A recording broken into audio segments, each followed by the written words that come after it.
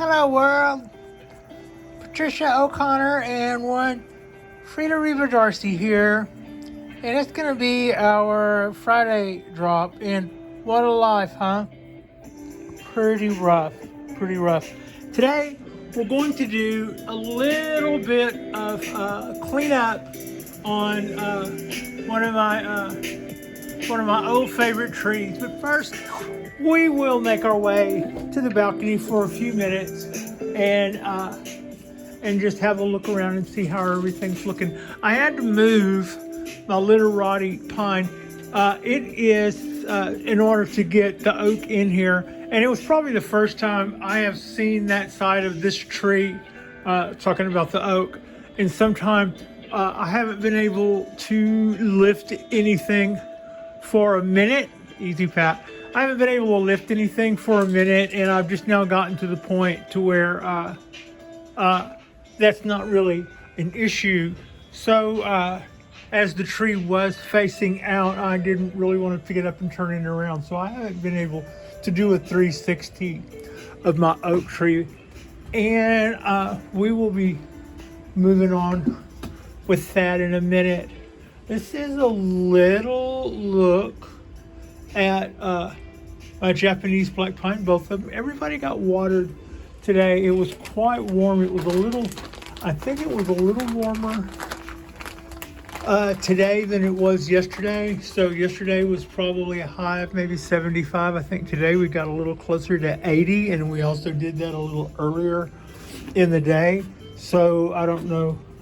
I haven't seen anything I trust yet about tomorrow, but tomorrow's a work day. So everybody got a good, healthy watering today, and then tomorrow before I leave for work, they will probably get a good watering again. This guy was actually drier than I would have liked when I checked it this morning at 10. I didn't see anything looking wilted, but I am starting to see where we are doing a little exchange of leaves right now. I don't think the watering frequency or lack thereof, and it hadn't been a lack of watering. It's just gotten warmer, so it's starting to take up more water. But everything seems to be pretty healthy. I thought before I started messing around with that oak tree that I would take a second and do a little look at our latest work, just to kind of show how it seems to be doing. It's hanging in there. It's making tasty little buds. That's really good to see. Sometimes I point a camera at something and notice things that I hadn't noticed when I was just looking at it.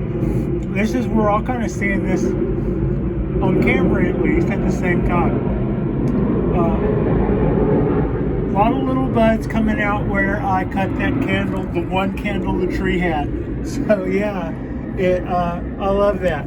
And our little show hen is also being pretty profuse in its putting out of buds as well. And as I've been showing off, I just always get so enamored with the look of this, my Ponderosa. But seeing how this had been a fairly heavy cutback and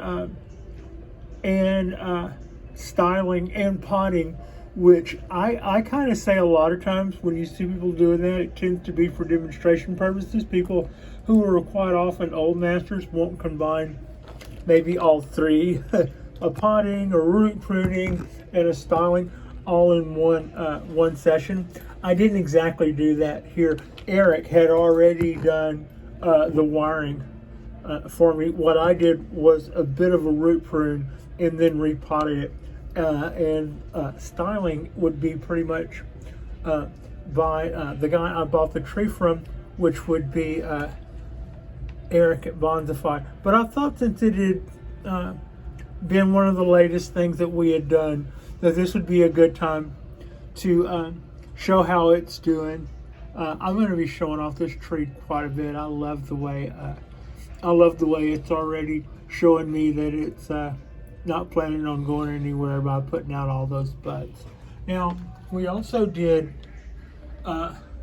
within the last couple of weeks, some pretty heavy chops on two really small trees. This is the bougainvillea, and the leaf that it had going are a lot bigger, and it is increasing the amount of foliage on the top. So it's already doing its own form of some sort of comb over there, and so I'm pretty happy with that. The oak tree looks pretty much like the moment I cut it, which is a good thing. From what I've seen of this tree from the very get-go, everything it has done so far, everything it's done so far has been slow, and for the most part positive. Those leaves that you see there are less than a couple of weeks old. I mean, less than a month old, and that ends up being the new top for this tree. The chop that we did to it is the length of cut paste you see there, and that's kind of why I'm showing it to you. We did a pretty heavy chop there, and that will take this tree down to some proportions where if it survives all of that, then we will be able to work with the tree from now on. Only other thing would be to show off would be our bald cypress, and this one, as I guess it doesn't really, this bald cypress is truly a bald cypress, being void of Patricia hair the way the rest of them are. This tree that we did a trunk chop on, the most of the tree went out this way, almost to the end of the pot, and had an end like that sticking out. And we chopped that off, giving us this side. And a couple of weeks ago, when I was talking about the wiring job that I had done on this tree and how I would not allow the tree to just overtake, I was going to allow the tree to squeeze in between those wires and really dig in, but I wasn't going to let the tree eat the wires. And the reason that I was talking about that is my working with this tree, I've come to see where that, I saw that from day one, truthfully, but there are wires that are sticking out from deep inside the tree that aren't, if that aren't coming out without that, well, they're not coming out. I'm sure there would be some sort of way, but that isn't something you would want to do. That would just totally make a tree look like it had been, nothing short of chiseled, and the whole 9 yards is going to get all of that out of there. It's underneath, it's inside the tree deep. So that's kind of my thing. I want to make sure that, I'm not going to judge this tree for having that. And that's what all these lines are too. It almost to me looks like a roast with those little butcher strings or whatever on it. But those wires cause the bark to do those lines as it grew up and through or whatever on that. The bark just carved a trench as it grew up through that wire. So at some point I will make sure I do a better job at removing the wire off of my trees. But that's a little quick look at those guys. I also grabbed up my bile gold, and this guy is a little heavier. I wasn't as anxious to go grabbing it, although I could have.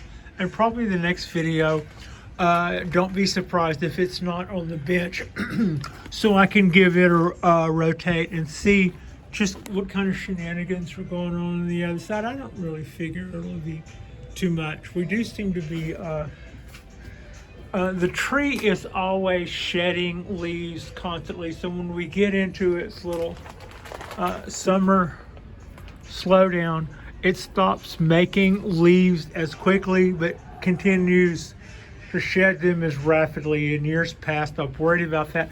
Last year, I tried not to worry about that, but then it was actually turned out to be a sign that we had something going on. A couple of days ago, when I was at the Oakland Botanical Garden, looking at the bonsai exhibit with Susan, I had noticed a couple of things. One, their cork bark oak was beautiful, and they had managed to work the leaves small again. I look forward to getting some structure in this tree to where I can just kind of set my sights on trying to get my leaves smaller. And another thing I noticed was whether or not it was their cork bark oak or whether or not it was their coastal oak, like the one I'm about to go sit in front of. Their leaves were in better shape than mine. I need to look into that. When we get back in there and look, you'll see that they're wet and waxy with neem, and the neem should certainly be doing. I haven't put it on there in a couple of weeks, but you can still see where they've got this freshly waxed look about them, which would indicate that the neem is on there and as such should be doing its job. But I still see a lot of little rust-colored spots, and that could be that my cure is ineffectual. That could be that what I'm seeing is on the top and what I'm not doing well enough is on the bottom, although I know to do that. So I'm not really sure what that's at. And, I was just kind of looking at it and not really probably as worried about it as I should have been. But sometimes when you see somebody else's tree, you're like, hey, whoa. I wonder and it almost sounds like this voice in your head, like you're a commercial or something from the 70s. I wonder why he never has a second cup of coffee at our house. So I'm looking at that tree and going, well, I wonder why their leaves look so beautiful. What do their volunteers know to do that I'm not doing? I buy junk. I spray stuff. What? So, yeah, that's kind of one thought. And the other thought was I want to make sure that I'm not holding back on what's good. So to that end, can I help you, young lady? I'm sorry, I've got my fingers on trying to mount the camera here. There we go. To that end, I'm going to do a little tad of coastal oak maintenance.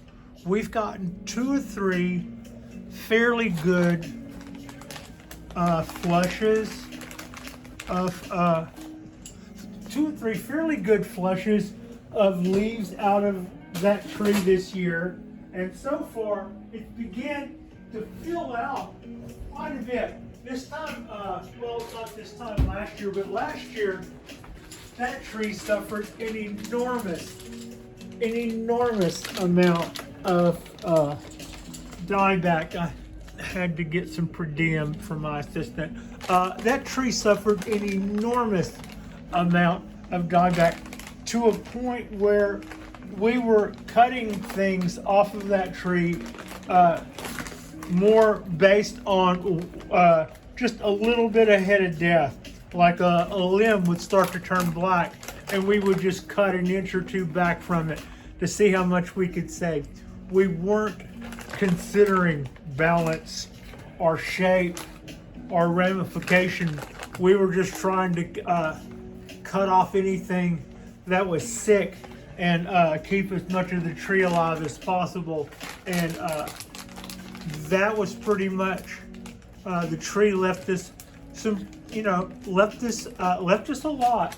It was heartbreaking at the time, but I think, as I've said quite a few times, I then ran a systemic treatment through the tree, really ran it through the water one really good time, and then 2 weeks later I I did that again, and that's considered, even though that's doing it twice, that is sort of considered to be one treatment.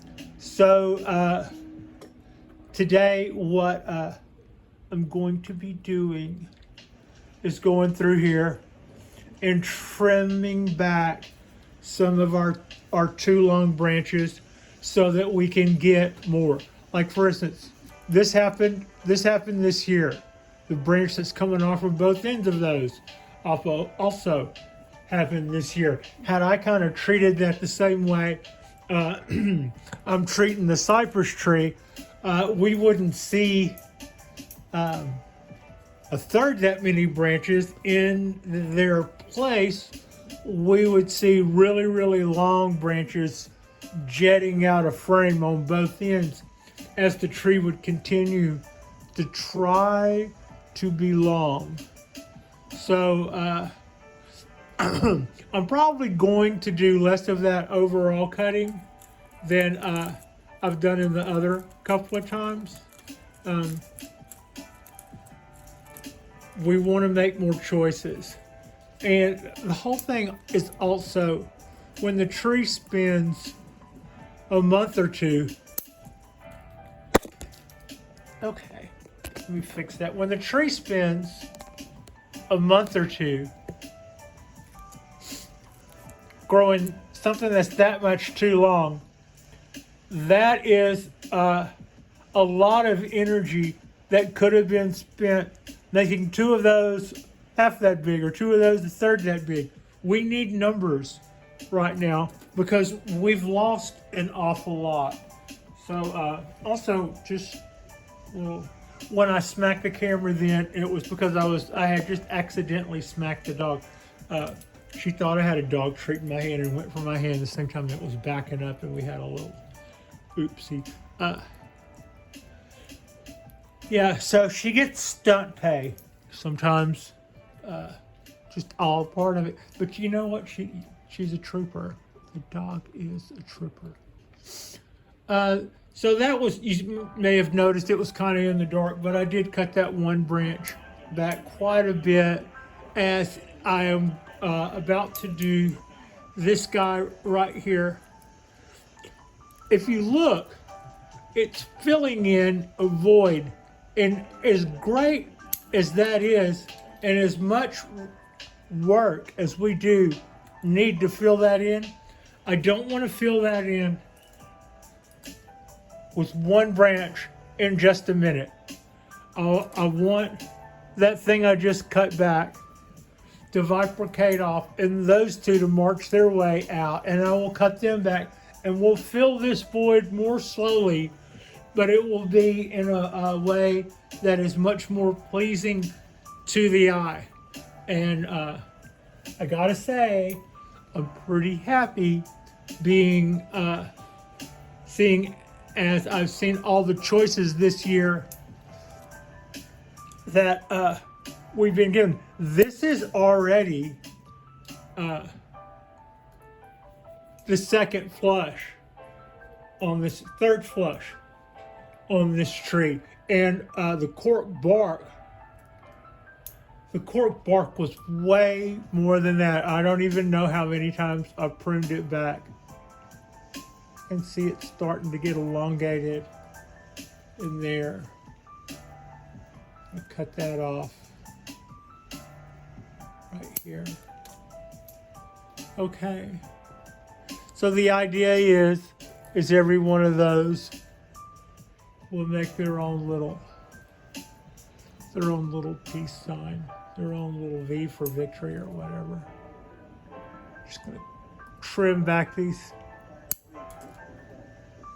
So as it slows down, this might be the last time I do that this year.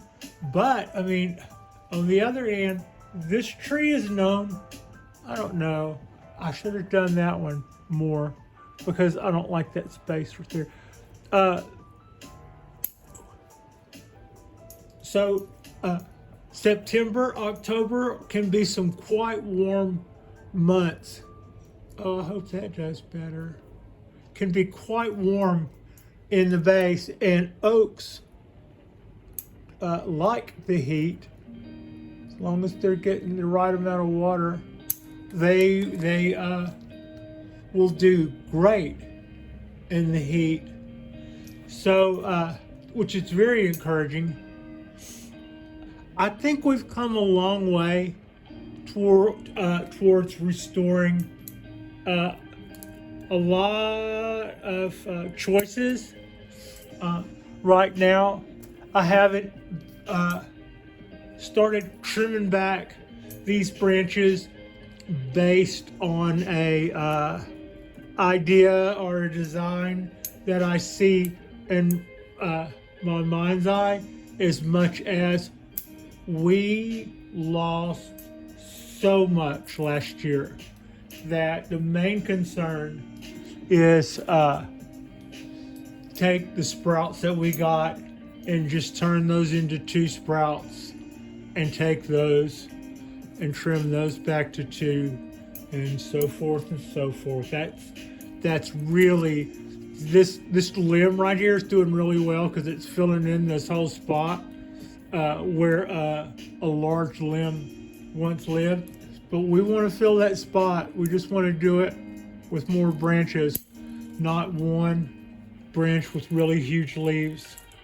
So that guy, and then we get a chance to smack the camera. Sometimes you have to smack the camera 2 or 3 times before it really knows who the hell's running the show. Now that just looked like I couldn't even tell what that was, but that's what that is. That's a lot of stuff that needs to be cleaned out of there, which will give room to more of those other bud sites to do those cool bud things. Boom. So, yeah, that could have been 2 or 3 branches smaller than that, but adding a lot more ramification to our tree. I mean, it's not like I missed an opportunity, but it is kind of doing pretty good. Now, that is a little long.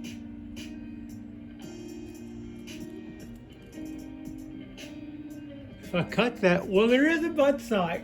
All right, I have two branches there. If I don't get anything out of the one I'm cutting, will live. There's one on this side that I'm giving up, as well as that's getting too far out on the end without enough stuff on it. I'm trying to trigger the bud site that's just behind my scissors. If cutting it right here doesn't do that, I'll cut it back off flusher than that when it's a stick. In other words, if I just killed that, I'll cut it off flush, and we've still got something like that. That isn't bad. Those other sides will get going because of that. Oops. Now, I started to give that a chop where it was, but I realized I wasn't looking at it from its point of origin. So maybe see what I'm doing better before I go cut stuff right here. And then cut it in the same place anyway. But that wasn't based on a guess. So you can kind of see I've got these 2 tusks coming out here. Yeah, we'll cut that. Oh, we'll cut this guy off right. There you go. See, I almost cut that too early. There was a fork right behind where I cut that. And so that was where it had already been chopped once. And that was the new leader growing that far. I mean, that was the new branch growing that far out. You can see where this comes in, and we can cut this back further.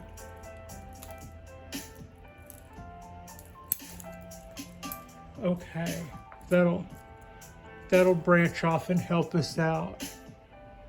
So that's all really I'm going to be doing today. Can you see that? Yeah, that's kind of huge.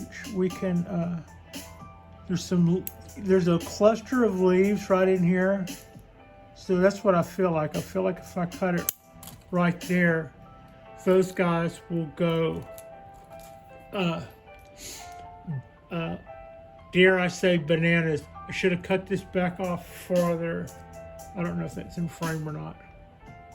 This guy, I didn't cut that back far enough. That would really be more helpful to me if that became two more right there. But you know what? You don't have to chop something off at first glance. It's a little the same way with dead wood too. If I've got something that I'm thinking is going to be a deadwood feature, but it's a long living feature way out here, I'll start chewing on it, breaking it. I'll start discovering how the wood texture is, how the grains peel away. So maybe by the time I get down to here, I've got a little bit of education on how I want that thing to look like some sort of natural cool, while I'm tearing away at that wood, it's giving me ideas on how to do it. Sometimes I see it and get there a little early.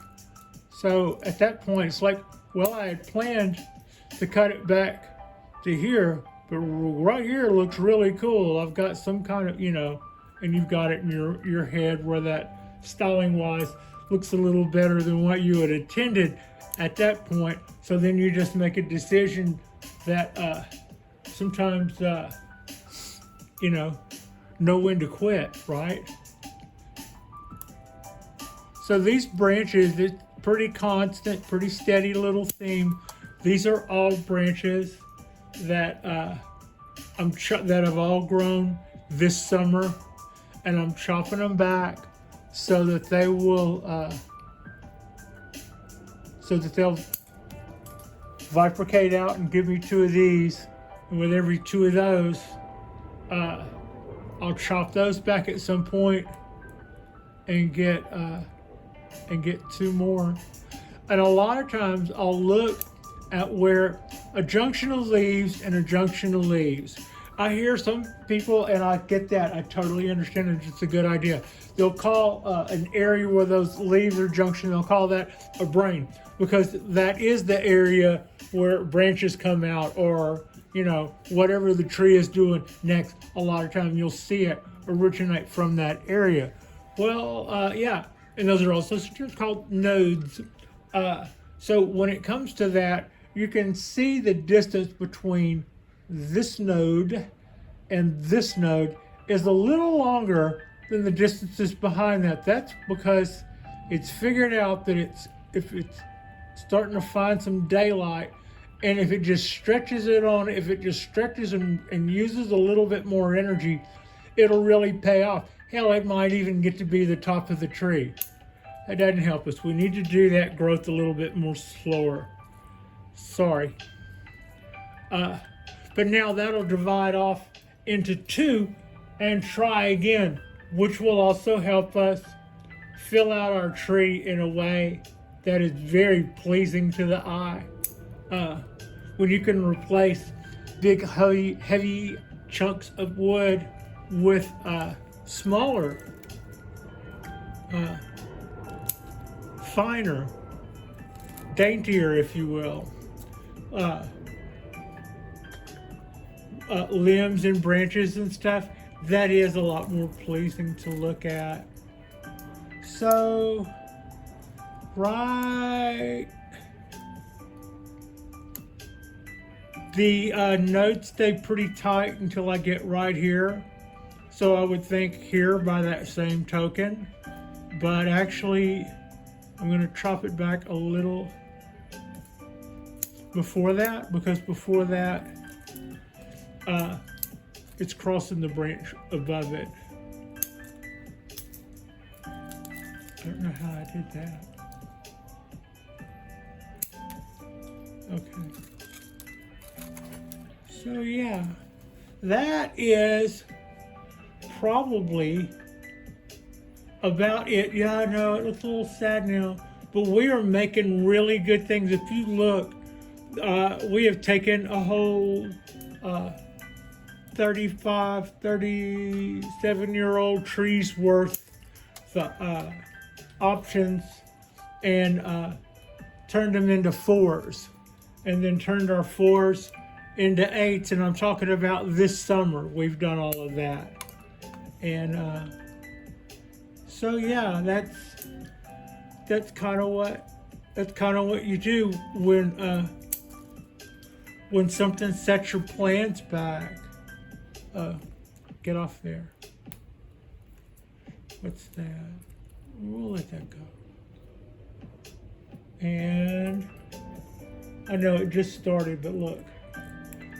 In the same time, where it starts to elongate out in between the nodes, it's like it's already went from first, second gear, shifted into third, and starting to wind on out. Well, that's where I chop them back. Motor analogies, yeah, that'll get them. So yeah, that's probably about all I am going to do. I don't like seeing that, but look at all the little swell spots on there. That was looking a lot fuller a lot earlier. Hopefully that'll pick back up. Not, we'll see what's going on there, and then I can cut that back to here, and we'll see if we can create some more options for ourselves. This guy, there are a lot more options here. That needs to straighten up and fly right though. We do have scissors, and we do know how to use them. That is, I think, all I'm going to do to our victim. We've got a little top here and a little top here. They barely are in frame. I haven't cut them also because they're not even a 1/4 inch long, but they already are starting to look like little Napoleons, as it were, like they're gonna be it. I'll show you what I mean. You can see those little tops up there.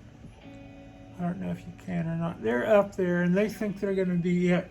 The only reason I didn't cut them is they're just a little too tiny to go doing that to them now. Okay, yes, I do that. I can see why I need to do that, basically.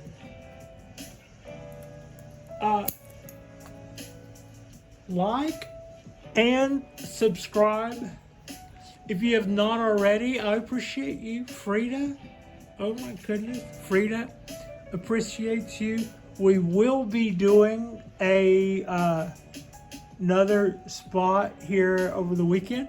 It's a hollow feature. I don't know, can you see? Did I pan up too high? I did. I panned up so high you can't see how pretty the tree is. That's the base of the tree, such as it is.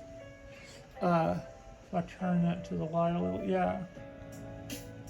Lot of texture to the base here. Really, really nice base. And it feels like you could, it's got some solidness to it. There's nothing fragile about that. It's like a block of cinder block or something. It's just, and I really like the hollow feature of it. I think that's awesome. I think its proportions are really good. I would not want to see anything happen in regard to that. However, I think it'll probably be, I think it's probably a good time to add a little bit more food to this guy. It's not like my pines, where come summer, you do something else. What I would be worried about is these trunks getting long. And so I'm not going to, so this isn't too nuts. This is 555. So it's even, and it's fairly low dose. That being a dose for a given area, as last time I deemed this little area to be good for a dose. I'm going to adjust camera a little bit. A little more. This area was good for a dose. Now here I don't drop it back in exactly the same place. But this guy will probably get some. And I just want to make sure that it continues to push out that really pretty foliage. And like I said, my leaves look a little rustier, spottier than the ones did at the botanical garden. Also, I would love to brag for just a second on something that has nothing to do with me. That's why it's cool to brag on it. The Oakland Bonsai Garden. So I have noticed over the years that sometimes I would click on a video of one of us video creators doing a walkthrough, like the one I will probably do at some point coming up, through our bonsai garden. And so I have seen our Oakland bonsai garden on a few videos, but I've also seen some other ones. You know, some up further north and some around the country. And a lot of times what I've noticed is that, you know, is it a state or is it a city-run bonsai tree exhibit? Whom is keeping the trees up on this exhibit? Are they volunteers? Is it a highly sought after position where the bonsai master is someone who apprenticed there for a number of years? Or are they lucky to have people who water their trees? All of those things are possible, and you can see some of that. Usually it doesn't show up in health of the trees as much as sometimes proportions. And all of the trees that I saw at our bonsai garden in Oakland, I thought looked like they were really well maintained. I was, you know, I am not all of that in I am not all of that in a judge, mind you, but they were very, very impressive, and they looked like they were, you know, you could just look at them and tell their proportions were right. The trees all looked right for a reason, and the reason was people who knew what the tree was about to do next made sure that whatever that wasn't something that was absolutely gonna kill the looks of their tree. And knowing when to do that and when to let the tree do cool stuff is really, at the end of the day, kind of the difference between being proactive and just screwing with stuff. Probably like I am now, Pat. No, this is all good. So yeah, this is all looking a little cluttered in here. Because it is. But yeah, so the Oakland, if you are a California person, I would recommend a day trip to Lake Merritt. The exhibit itself is probably 20 minutes. It's not big. It's impressive enough to where you'd want to hang out a couple of minutes at all the trees. It's not really that big as far as what's showing. It is big in that there's twice that much, if not more, in the backgrounds. But in the display area, yeah, they are always rolling out cool stuff. But also when you combine that with Oakland's Lake Merritt that's there in the botanical garden, that could easily be a half day, if not just a day, with a picnic and the whole 9 yards. So, but on top of just saying that'd be a good way to have a low dough, kill a day with friends or family. Aside from all that, their trees were nice. I was really glad to see that. So that's kind of got us. That's really, honest uncle, that's really all I'm going. It's really all I'm going to stop it, Patricia. That's really all I'm going to do to this tree for now. Like and subscribe if you guys haven't already. Our next drop will be this weekend, and thank you so much for watching. I swear to God, the next time you see this tree, it will look quite a bit like this. I won't just do this till it's a stick. Yeah.